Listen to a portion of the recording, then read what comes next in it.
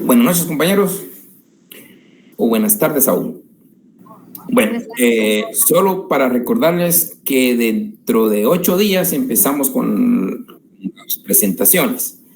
El lunes empezaríamos con 3. Sucesivamente el viernes puede ser con 4, después 4, como vayamos viendo. Pero el primero es el día lunes próximo, que empiecen los 3 primeros, por favor. El 1, 2 y 3 para el próximo lunes. Bien. Ya sabidos, el próximo lunes, por favor. Estamos ya enterados, ¿verdad? Compañeritos, próximo lunes. Sí, licenciado. Sí, licenciado, gracias. Gracias. Muy bien. Bueno, entonces vamos con la internacionalización de los derechos humanos. Los derechos humanos se internacionalizaron tal como están ahora a raíz de lo que se declaró en las Naciones Unidas, en la Carta de San Francisco del año de 1945, al nomás finalizar la Segunda Guerra Mundial. Cuando finalizó la Segunda Guerra Mundial, pues se creó esta Carta de Naciones Unidas, la famosa Organización de las Naciones Unidas. Acá se consolidaron varios objetivos, y uno de ellos, aparte de velar por la paz y seguridad mundial, dentro de los propósitos también está la promoción y desarrollo de los derechos humanos. Por eso en nuestros cursos, muy importante en las Naciones Unidas, en el año 45 en sí ya se promovió el desarrollo de los derechos humanos. A raíz del 45, pues ya vino la Declaración Universal del año de 1948, esa Declaración Universal que fue la primera declaración, pero hay un paréntesis ahí, es importante ver una declaración americana de los derechos del hombre del año de mayo de 1948, o sea,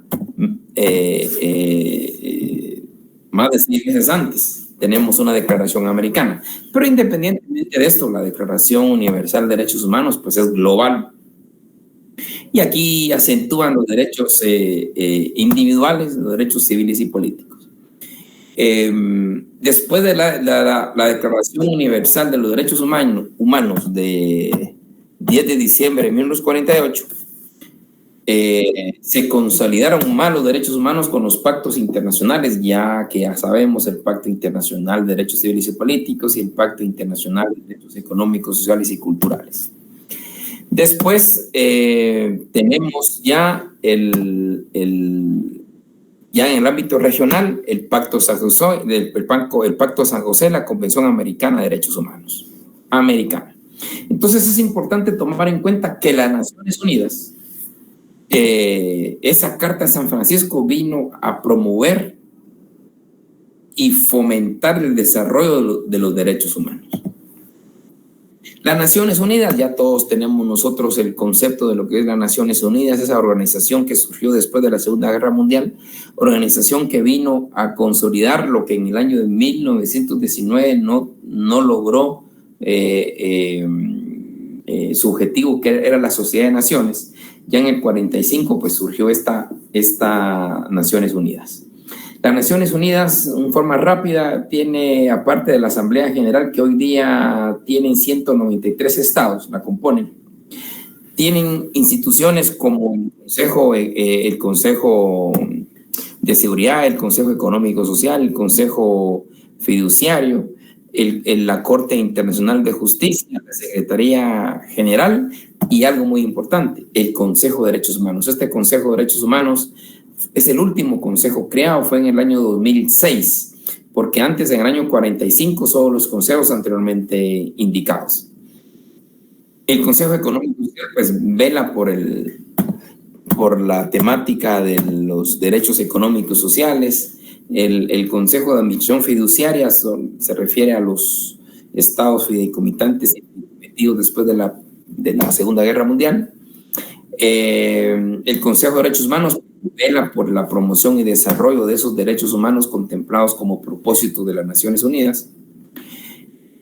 Y la Secretaría General, pues todos sabemos, es el órgano eminentemente administrativo. Hoy lo tiene Guterres como el secretario.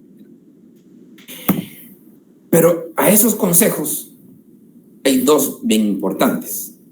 Bueno, hay un consejo y la Corte. La Corte Internacional de Justicia, como ya les hemos dicho, todas las cortes internacionales juzgan estados, no personas. Y esta no es la excepción, la única excepción es la Corte Penal Internacional.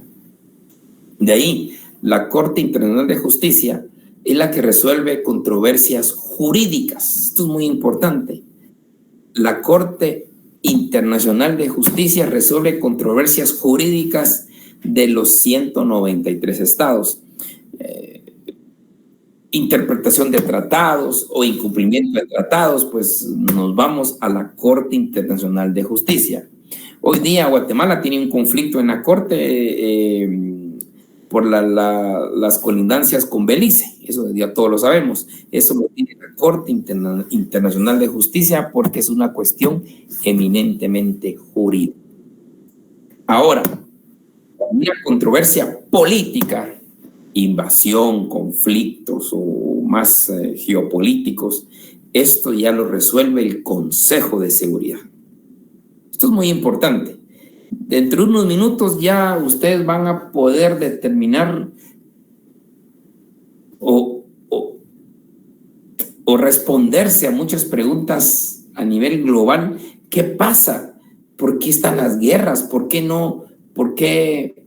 Si hay una guerra, ya una invasión, ¿por qué no actúa las Naciones Unidas? Vino Rusia, invadió a Ucrania, ¿y qué pasó con las Naciones Unidas? ¿Dónde están los cascos azules para defender directamente a Ucrania? ¿Qué pasó en Afganistán? ¿Qué pasó en Irak? ¿Qué pasa China y Taiwán? ¿Qué pasa? ¿Por qué no actúa el Consejo de Seguridad de las Naciones Unidas? Dentro de unos minutitos lo vamos a comprender mejor. Las Naciones Unidas, pues como yo dije, tiene su Consejo de Seguridad. Y el Consejo de Seguridad es el consejo más fuerte, más potente que tienen las Naciones Unidas. El Consejo de Seguridad tiene a la orden de toda la milicia a nivel global. Cuando el Consejo de Seguridad, las decisiones, resoluciones del Consejo de Seguridad tienen que cumplirse obligatoriamente y todos los estados tienen la obligación de apoyar, así sea con fuerza militar, con cualquier tipo de circunstancia. El Consejo de Seguridad tiene el apoyo mundial. Es el órgano más fuerte, más poderoso. Es el que decide también quién ingresa o no a las Naciones Unidas. Es el que determina con opiniones qué jueces integran la Corte Internacional de Justicia. Es el que determina y resuelve cualquier conflicto político. Puede hacer, incluyendo uso de la Fuerza Armada, incluyendo interrupción de todo tipo de comunicaciones. O sea, el Consejo de Seguridad es el órgano más fuerte y más potente que tiene las Naciones Unidas. Ellos, de ahí vienen los cascos azules que ustedes han escuchado, que son combatientes de todas las Naciones Unidas, de todos los estados. Ahora la gran pregunta es, entonces, ¿qué pasa? La gran respuesta es sencilla. Con la simple lectura que uno puede tener de la Carta de Naciones Unidas, de la Carta de San Francisco, se resuelve la duda. Todo está quien integra el Consejo de Seguridad, el órgano más fuerte que tiene las Naciones Unidas, más poderoso. ¿Quiénes integran? Pues son 15 integrantes. Hay 10 no permanentes, y aquí viene la clave: 5 permanentes. Del Consejo de Seguridad hay 10 no permanentes y 5 permanentes. Los 10 no permanentes pues se van rotando, se van eligiendo y por pura elección van surgiendo. Ahora los permanentes, un mismo nombre lo dice, permanecen de por vida y son 5. Ya en su cabecita dirán ustedes más o menos quiénes son. Entonces, los 5 permanentes con los 10 permanentes tienen que entrar a votación y las resoluciones de fondo se necesitan 9 votos. 9 votos. Pero ahí no habría ningún problema. No, ahí no habría ningún problema. El problema está en que los 5 permanentes no solo tienen derecho a voto, sino que también a veto. Esa es la gran diferencia. O sea, los 5 permanentes no solo tienen derecho a votar, sino a vetar cualquier resolución del Consejo. Con un veto que exista, no hay resolución. Esa es la importancia de miembro permanente. Ahora ustedes dirán, ¿quiénes son los miembros permanentes? Pues ya su ya voló. Y efectivamente los 5 permanentes ya sabemos quiénes son. Estados Unidos, Rusia, China, Gran Bretaña y Francia. Tienen derecho a voto y veto. Por ejemplo, Estados Unidos quería que el Consejo de Seguridad le aprobara invadir Irak y el Consejo de Seguridad con vetos dijo no. Ah, muy bien. No quiso el Consejo, entonces invado yo. Invadieron con Inglaterra. Fueron sancionados, ¿no? ¿Por qué no fueron sancionados? Porque ellos tienen veto. Tienen derecho a veto. Y si tienen derecho a veto, la resolución no pasa. En absoluto. Esa es la importancia y por eso miramos Rusia invadió Ucrania y ¿dónde están los cascos azules de las Naciones Unidas? ¿Dónde está el Consejo de Seguridad para hacer valer esa fortaleza? ¿Dónde está? No hay porque para que exista una resolución no tiene que haber ningún veto. Y Rusia, obviamente, y son resoluciones que le afectan, va a vetar. Y si existe un veto, no hay resolución.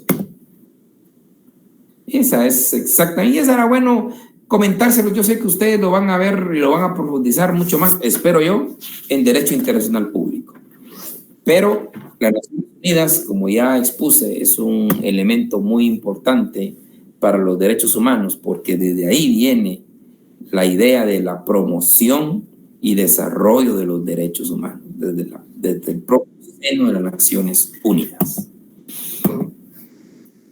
Bien. Instituciones protectoras de derechos humanos que devienen de las Naciones Unidas. Pues bueno, ya mencioné una, que es el Consejo de Derechos Humanos, creado en el año 2006. Este Consejo de Derechos Humanos, pues la importancia es que él es el consejo que encargará de esa promoción, fomento, desarrollo y protección de los derechos humanos a nivel global. El Consejo de Derechos Humanos se integra por 47 miembros electos directamente por la Asamblea General. Tiene un comité asesor que asesora a los consejeros y también puede recibir denuncias de las personas del Consejo de Seguridad, pero con un tema importante que coincide con todo lo que ustedes están viendo ahorita. Hay que agotar los recursos internos. Eso es indispensable. Y agotar los recursos internos se puede acudir al Consejo de Derechos Humanos. El Consejo de Derechos Humanos, al igual que todas estas situaciones, puede sancionar al Estado con indemnizar a las víctimas, el cese de las hostilidades y ¿por qué no? Una posible persecución penal a las personas violadoras de derechos humanos. También tenemos, aparte del Consejo de Derechos Humanos, el Alto Comisionado de Derechos Humanos de las Naciones Unidas. Este Alto Comisionado, que de hecho aquí en Guatemala tenemos una oficina de Alto Comisionado, este Alto Comisionado se encarga de fomentar los derechos humanos, de buscar las ideas de prevenir las violaciones a los derechos humanos y de capacitación sobre derechos humanos. Y también hace las visitas que considere oportuno a los estados por el tema de los derechos humanos. Aparte de estas dos, tenemos los relatores de derechos humanos que vienen de las Naciones Unidas. Hay relatores por país y relatores por temática. Los relatores por país son aquellos relatores que van a determinado país a ver cómo está toda la situación de los derechos humanos de cualquier clase. En cambio, los relatores por temática, ellos son aquellos relatores que son dedicados a un solo tema a nivel global. Hay relatores de la niñez, de independencia judicial, del medio ambiente, de la discriminación de la mujer o el relator para los derechos de la mujer. O sea, son relatores específicos en los temas, por eso se llaman relatores por temática. A eso también les agregamos los comités internacionales, recordándoles que tanto el Pacto Internacional de Derechos Civiles y Políticos como el Pacto Internacional de Derechos Económicos, Sociales y Culturales, a los que yo invito que ustedes, si tienen la posibilidad en sus tiempos libres de leer, porque ahí están todos los derechos individuales y los derechos colectivos, en ambos comités, en ambos pactos existen comités. Esos comités internacionales lo que hacen es velan por el cabal cumplimiento de los pactos. Por ejemplo, el Pacto Internacional de Derechos Civiles y Políticos tiene el Comité de Derechos Humanos. Este comité se encarga de velar por el cabal cumplimiento de ese pacto. El Pacto Internacional de Derechos Económicos, Sociales y Culturales tiene el comité específico, el cual se encargará de velar por el cabal cumplimiento de ese pacto. Así tenemos el Comité contra la Tortura, que se basa en la Convención Internacional contra la Tortura, el Comité contra la discriminación racial, el Comité contra la discriminación hacia la mujer, el Comité del Niño, el Comité de las Personas con Discapacidad, el Comité de la Desaparición Forzada. Estos comités protegen lo que dicen esas convenciones indicadas. También, aparte de esto, las Naciones Unidas cuenta con determinadas instituciones como UNICEF, que vela por la educación, la UNESCO, la UNICEF, cuestión del niño, la OIT, el de trabajo, la OMS, que es la famosa Organización Mundial de la Salud, la FAO, que es en cuanto a la alimentación, el PNUD, es la unidad de las Naciones Unidas que se encarga del desarrollo de diferentes materias en los países. O sea, estas son instituciones que también velan por los derechos humanos provenientes de la Organización de las Naciones Unidas. Tenemos sistemas de protección, como ya lo dijimos, nacionales, o sea, internos e internacionales. Los sistemas de protección internos son los que ya vimos, el famoso amparo, la exhibición personal, inconstitucionalidad o la Oficina del Procurador de Derechos Humanos. Pero también tenemos sistemas de protección internacionales. Esos se subdividen en mundiales y regionales. Todo esto que estamos viendo ahorita es hasta para llegar a donde están ustedes ahorita. Entonces, en el sistema de protección mundiales tenemos la misma Declaración Universal de los Derechos Humanos, tenemos los pactos internacionales. Esta Declaración Universal de los Derechos Humanos, cuando surgió, siempre se discutió si la Declaración Universal tenía poder coercitivo sobre los estados. Ahí hay dos versiones, unos decían que sí, otros decían que no. Los que sí, porque es un mandato que deviene de la propia Carta de Naciones Unidas. Los que decían que no, porque para que exista un poder coercitivo se necesita un pacto o convenio internacional. A raíz de esto, y para evitar y zanjar las discusiones, surgieron los pactos internacionales en el año de 1966 y entraron en vigencia en el año 76. Los que ya hemos dicho, el Pacto Internacional de Derechos Civiles y Políticos y el Pacto Internacional de Derechos Económicos, Sociales y Culturales, los cuales tienen un órgano competente, el que ya dije es el Comité de Derechos Humanos, tanto el Pacto Internacional Civiles como el Pacto Internacional Económicos. También a través de estos pactos existen mecanismos de control hacia los estados. Y los mecanismos de control son los informes que le envían los países a los comités, como también las denuncias interestatales o denuncias individuales que también pueden recibir los comités. Los comités, cuando la persona individual haya culminado con todos los recursos internos y todavía sigue la violación a sus derechos humanos, también puede presentar su denuncia ante el comité correspondiente, el Comité de Derechos Civiles y Políticos o el Comité de Derechos Económicos, Sociales y Culturales. Así también existen, aparte de estas convenciones, de estos pactos internacionales, las demás convenciones, como la Convención contra el Genocidio, que curiosamente esta se promulgó el 9 de diciembre de 1948, un día antes que la Declaración Universal de Derechos Humanos. Pero esta convención tiene 3 elementos bien importantes del genocidio. No solo describe lo que es una nueva figura, una figura extraordinaria, sino también determina que señala que puede ser juzgada la persona a través de un tribunal penal internacional. Y la otra es que obliga a los estados a incluir dentro de sus leyes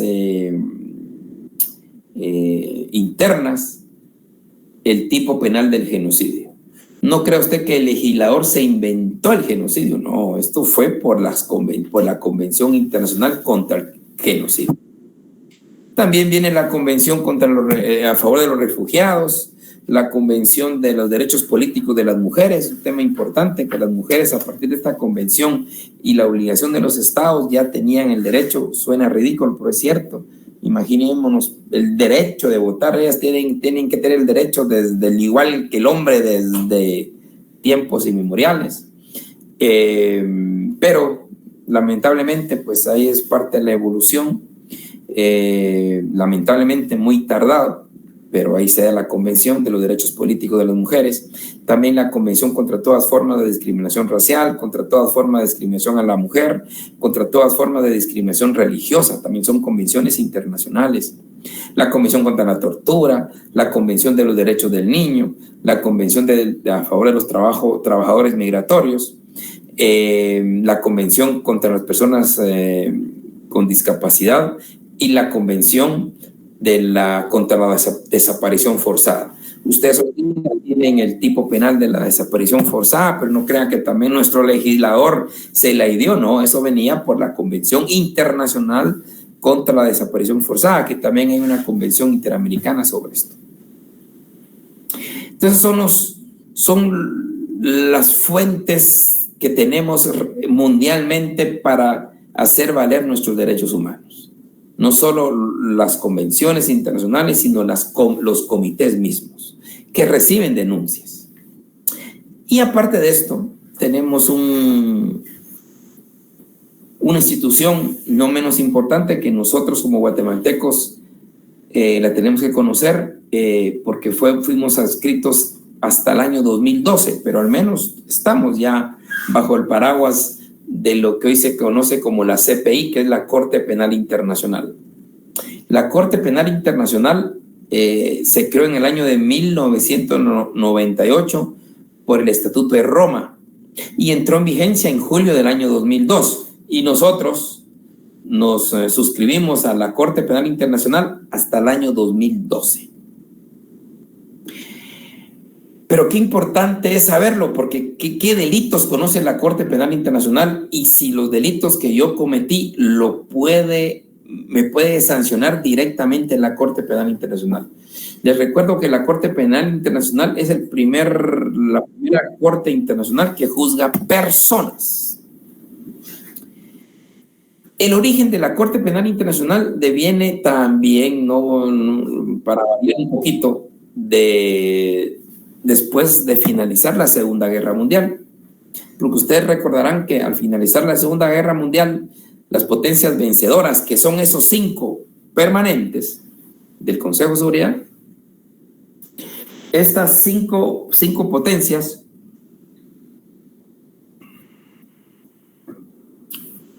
crearon juzgados penales internacionales.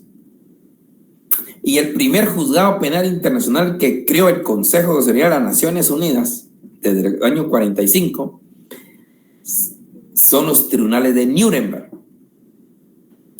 para juzgar a todos los líderes nazis. Ahí juzgaron médicos, juzgaron políticos, juzgaron jueces, juzgaron magistrados, juzgaron militares. Los tribunales de Nuremberg. También los norteamericanos crearon sus propios tribunales de Tokio, en Tokio, para juzgar a esos líderes japoneses. Después, ya con otros genocidios, tanto en la ex Yugoslavia y el de Ruanda, también por parte del Consejo de Seguridad se crearon esos tribunales penales internacionales para juzgar concretamente los hechos acaecidos en ese lugar.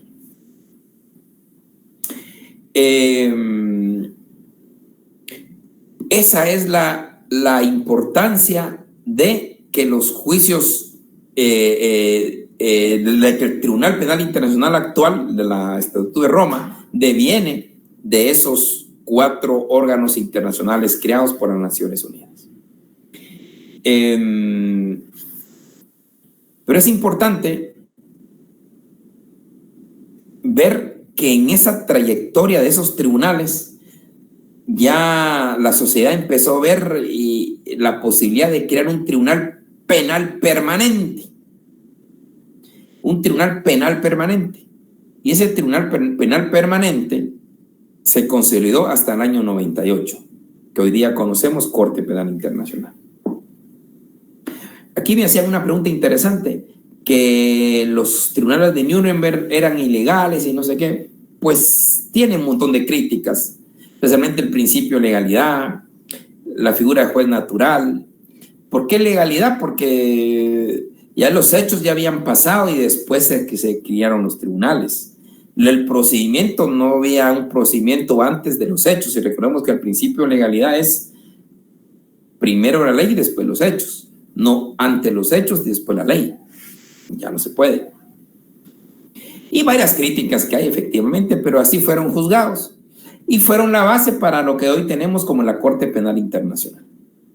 La Corte Penal Internacional tiene elementos muy peculiares y muy importantes. Primero, se fundamenta en el principio de legalidad, para evitar esto que se decía mucho en los tribunales de Nuremberg. Y ahí es que solo conoce los hechos acaecidos a partir del año 2002 y en nuestro caso, año 2012. No puede conocer hechos antes de esa creación.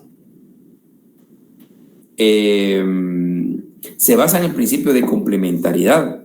El principio de complementariedad quiere decir que primero espera que sea juzgado en el estado donde se cometieron los delitos, y si ese estado demuestra incompetencia o incapacidad o negligencia, entonces es la única vía que tiene el fiscal de la CPI para poder llevar el caso a la Corte Penal Internacional. Por eso es complementario, es subsidiario. Primero, como fiscal, espere que el Estado lo juzgue. Si no ve juzgamiento, entonces sí se lo lleva. Un tema muy importante, que sea un tribunal permanente e imparcial. Y de ahí viene el conflicto de los rusos, chinos y americanos, que ellos no han reconocido la competencia de la Corte Penal Internacional debido a que ellos querían que la Corte Penal Internacional dependiera del Consejo de Seguridad. Claro, como ahí tienen el total dominio, entonces no querían soltar ese poder. Entonces, ni más ni menos, todos los demás estados que formaron, que crearon la Corte Penal Internacional, ellos decidieron que no, que sea un tribunal independiente, no solo permanente, sino independientes. O sea, que independiente del Consejo de Seguridad, esto es lo más importante. Por eso es que ahora le acaban de tirar una orden a Vladimir Putin, no sé si ustedes vieron, una orden contra Vladimir Putin por crímenes de guerra, no sé si agresión. O sea, ahí se duda también en la competencia, porque si Rusia no está adscrito a la Corte Penal Internacional, entonces, ¿cómo es que se le gira la orden de captura? Puede tener algún otro fundamento, ya sea que Ucrania pertenece acá o algunos otros partidos o otros estados lo puedan contemplar y por eso le giraron orden de captura, o depende de dónde cometió supuestamente sus delitos. Pero la razón fundamental que Rusia, China y Estados Unidos, ya son 3 de los 5 permanentes, no son parte de la Corte Penal Internacional. Es más, Estados Unidos usó un método interesante para bloquear la Corte Penal Internacional, y eso lo puede buscar usted por internet, incluyendo Sale Guatemala ahí. Bloquear la Corte Penal Internacional fue a través de unas convenciones bilaterales que firmó con una cantidad de estados. En esas convenciones bilaterales se garantiza a Estados Unidos que cualquier persona que lo pretenda juzgar la Corte Penal Internacional, el estado que firmó ese convenio primero se lo entrega a Estados Unidos antes que a la Corte Penal Internacional. Porque Estados Unidos fue un promotor de la Corte Penal Internacional, pero cuando determinó que iba a ser independiente, que no iba a depender del Consejo de Seguridad, ya no dijo nada, empezó a bloquear directamente la Corte Penal Internacional. Igual los chinos e igual los rusos, pero porque tienen sus intereses muy particulares en el fenómeno internacional. Entonces, ¿qué delitos, qué crímenes conoce la Corte Penal Internacional? Son 4. Genocidio, lesa humanidad, crímenes de guerra y el de agresión.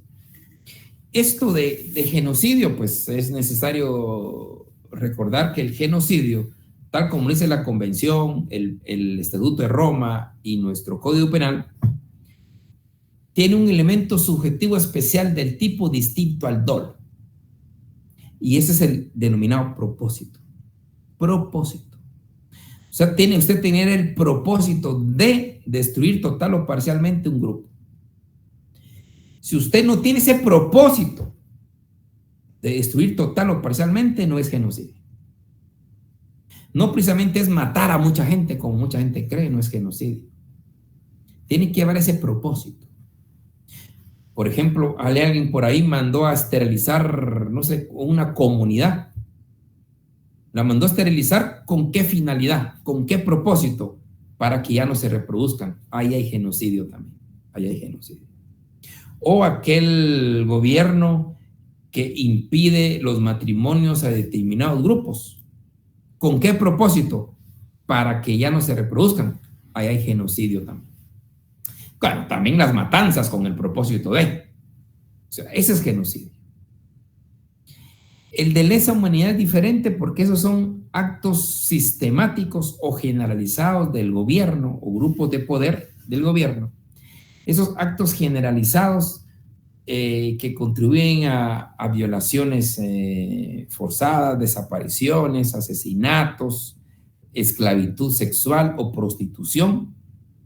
Si se dan esos elementos, pero por parte de las fuerzas políticas o fuerzas gobernantes, vienen y desaparecen, esclavizan, prostituyen, embarazan forzosamente de una forma generalizada o sistematizada, ahí estamos hablando de lesa humanidad. O el que mata de una manera generalizada o sistematizada, también es lesa humanidad. Ahora, los crímenes de guerra, hay que tener cuidado, aquella famosa frase que se dice y es muy común, que en la guerra y en el amor todo se vale. Yo creo que ninguna de las dos, pero en la guerra mucho menos, porque la guerra tiene normas, y si usted violenta las normas de la guerra, comete el delito de crimen de guerra. Eso es. Ahí están los convenios de Ginebra, que son todo lo que regulan el tema de la guerra, y todos los convenios anteriores al convenio de Ginebra, a los convenios de Ginebra. ahí señala las grandes prohibiciones. Por ejemplo, en los conflictos armados, los soldados atacan a una población civil no armada, cometen crimen de guerra. Aquellos soldados en un conflicto armado atacan hospitales, cometen crímenes de guerra. Aquellos soldados en conflicto armado que atacan monumentos históricos, cometen crímenes de guerra, que atacan a prisioneros de guerra, que no salvan a náufragos, están cometiendo crímenes de guerra. Por eso aquella frase que dice, una guerra sin cuartel no es posible. Porque una guerra sin cuartel significa una guerra sin prisioneros de guerra. No puede existir. Si existe un prisionero de guerra, el grupo combatiente que los tiene los debe de proteger, los debe de resguardar. Si no lo hacen, cometen crímenes de guerra. O sea, aquí hay 3 crímenes: genocidio, lesa humanidad y crimen de guerra. Y el último es el de la agresión, que creo que hasta el 2017 se consolidó ya el tipo penal. Y en esta agresión lo que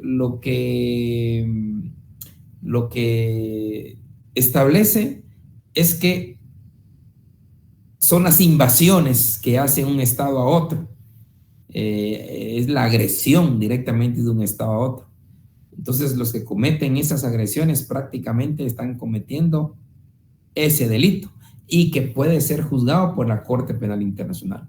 Pero les recuerdo, la Corte Penal Internacional únicamente puede tener competencia y es competente cuando, acaecidos los hechos, el estado donde se cometió el delito no actúa, es negligente o simplemente tiene incapacidad para actuar. Entonces, es la única vía, y ahí entra por eso es de entre los principios de la Corte Penal Internacional, es que es complementario, es subsidiario. Primero, permite que sea el Estado, porque si aquí en Guatemala hoy día alguien comete un genocidio, por ejemplo, que espero que nunca, comete un genocidio, entonces, ¿qué dice el fiscal de la Corte Penal Internacional? Bueno, lo cometió en Guatemala, entonces confiemos en que la justicia de Guatemala lo juzgue. Esa es la complementariedad. Y efectivamente, Guatemala le abrió proceso y lo juzgó, lo condenó, perfecto, ahí no pasa nada.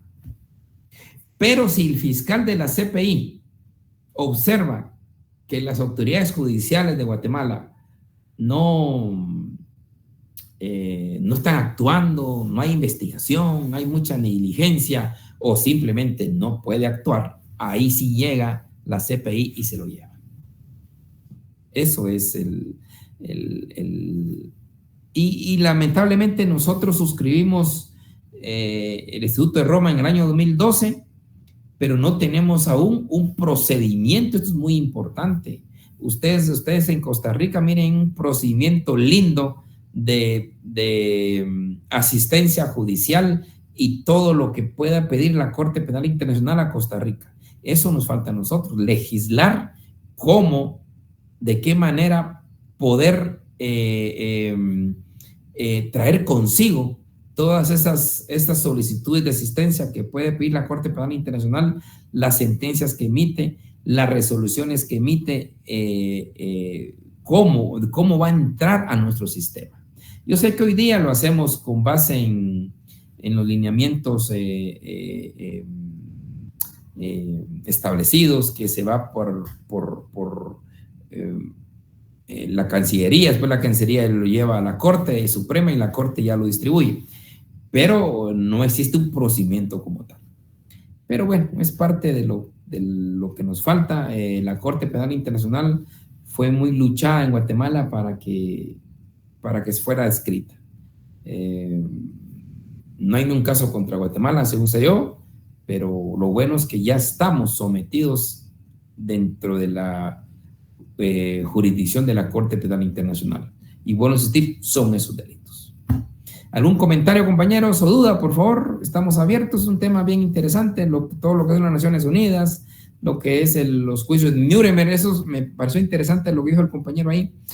Hay una película que Yo los invito cuando tengan la posibilidad de verla en sus tiempos libres o en sus vacaciones, o están cansados de ver la misma serie de Netflix, vean esta, se llama Juicios de Nuremberg. No sé en dónde se consiguen, pero ustedes son unos puchicas, me quedan sorprendidos de las habilidades que tienen, y luego consiguen la película. Dura, porque estamos hablando de creo que unas 3 horas más o menos, pero es una película encantadora. No solo miramos la situación, la vivencia de la Segunda Guerra Mundial, cómo los vencedores encontraron en Alemania toda esta desgracia humana que se pudo haber cometido, sino que algo a los que les va a gustar derecho penal, a los que son penalistas se les va a gustar. Es interesante ver el desenvolvimiento del fiscal y la defensa. Un desenvolvimiento exquisito, especialmente en el interrogatorio. Así que simplemente los invito, si tienen alguna posibilidad algún día, pues véanla. 3 horas. Muy bien. Yo creo que valdría la pena que pueden compartir. Sería bueno. Don Jorge, cuénteme. Sí, buenas noches. Es muy, como usted dice, o sea, ver el origen de todos los derechos humanos, pues es bien interesante. Y una de mis películas favoritas, Los Juicios de Nuremberg, ¿verdad? Con varios actores, y como también, pues en algún momento uno de los alemanes dice estos juicios son ilegales. Y ahí fue donde yo empecé a investigar, ¿verdad? Y hay contradicciones de esto, ¿verdad? Incluso, pues, hablando de que debían ser juzgados por alemanes, no por jueces de otros países, ¿verdad? Entonces, muy bonita la película. En YouTube está en 2 partes, casi 4 horas de película. Genial. En YouTube la pueden conseguir entonces. Sí, ahí la pueden encontrar como Los Juicios de Nuremberg. Perfecto. Entonces, excelente película. Pues mire, lo que usted está diciendo es cierto. Yo también, cuando estaba investigando el tema de los juicios de Nuremberg, también con lo de Tokio, no es peor lo de Tokio, porque lo de Tokio solo los americanos juzgaron, con procedimientos y reglas norteamericanas. En Nuremberg igual, no había procedimiento antes. Ahí se afectó el juez natural, el principio de legalidad, penal y procesal, las penas, todos sabremos del principio de legalidad, no hay delito ni pena sin ley. Ahí ¿de dónde impusieron la horca? O sea, fueron jueces que no eran alemanes. Es bien complejo, ¿verdad? Porque los alemanes, ¿cómo iban a juzgar a los propios alemanes a sabiendas que ellos estaban adoctrinados y creían en eso, ¿verdad? Era un tema es complejísimo, pero sí, jurídicamente hay muchos vacíos y muchas críticas, jurídicamente. Juez natural, recordemos que deben ser jueces imparciales y preestablecidos. Las penas deben estar preestablecidas, el procedimiento debe estar preestablecido, los delitos tienen que estar preestablecidos. Don Moisés, cuéntenos. No, don Moisés va a entrar. Entonces, pero qué bien, aquí el compañero nos está dando unas luces exquisitas. Lo podemos, cuando ustedes lo consideren oportuno, pues ahí está en YouTube, en sus días libres. A mí lo que me gusta de la película, no solo el contexto histórico y todo lo que sale, sino que qué lindo es el interrogatorio tanto del fiscal y defensor. Deben de saber ustedes de una vez, hoy por todas, que la clave del éxito en los juicios es el interrogatorio, es saber interrogar. Y ahí van a encontrar ustedes unas magníficas interrogaciones que hacen ambas partes, que uno queda maravillado. Por eso les invito a que, si ustedes tienen la posibilidad de poder verla, genial. Como parte de la cultura general, ¿verdad? Doña Rosario, cuéntenos. Gracias, licenciado. Solamente con una consulta. Estos instrumentos legales de los que usted mencionaba a nivel mundial, ¿qué tan vinculantes son para Guatemala? ¿Realmente se aplican o son como aquellos plazos que son únicamente, están ahí establecidos, pero nunca se cumplen? ¿Cómo es así ya hablando de ciencia? Hablando en serio, sí, porque hay una Convención Internacional contra la Tortura, hay una Convención Interamericana contra la Tortura, o sea, y hay un comité para eso. O sea, cuando alguien se siente torturado, pues definitivamente los familiares o la misma persona puede acudir y por esas convenciones tenemos nosotros el tipo penal de la tortura. Sí funcionan, pero el problema es que caemos a que la justicia en Guatemala tiene que hacer valerse, ¿verdad? Entonces, si hay una tortura y no fue juzgada, entonces después de agotar todos los recursos se tendrá que ir al Comité contra la Tortura. Lo mismo con la discriminación contra la mujer, la religión, derechos de la niñez, todas las convenciones. Sí tienen un efecto bastante positivo. Miren, las cosas no son que uno quisiera que lo que está en letra muerta pues se efectivizara inmediatamente, no están así, pero sí hay muchas cosas positivas que devienen de esas convenciones internacionales. Claro que sí. Bueno, compañeros, deseándoles un buen inicio de semana. Doña María, cuéntenos. Buenas noches, licenciado. Yo tenía una consulta, pero referente a una interrogante del examen. No sé si podría consultársela. Es que fíjese que todavía falta que se examine. Ah, ok, licenciado. Pero cuando termine esto, ni un problema, ¿no? Ah, está bien. Muchas gracias, licenciado. Bueno, jovenazos, nos miraríamos el próximo viernes. Y hasta lunes, de hoy en 8, ya empezamos con las intervenciones de ustedes. Por favor. Pasen buena noche, se cuidan. Gracias, licenciado. Feliz noche. Feliz noche, licenciado. Feliz noche. Igualmente, gracias. Feliz noche, Liz.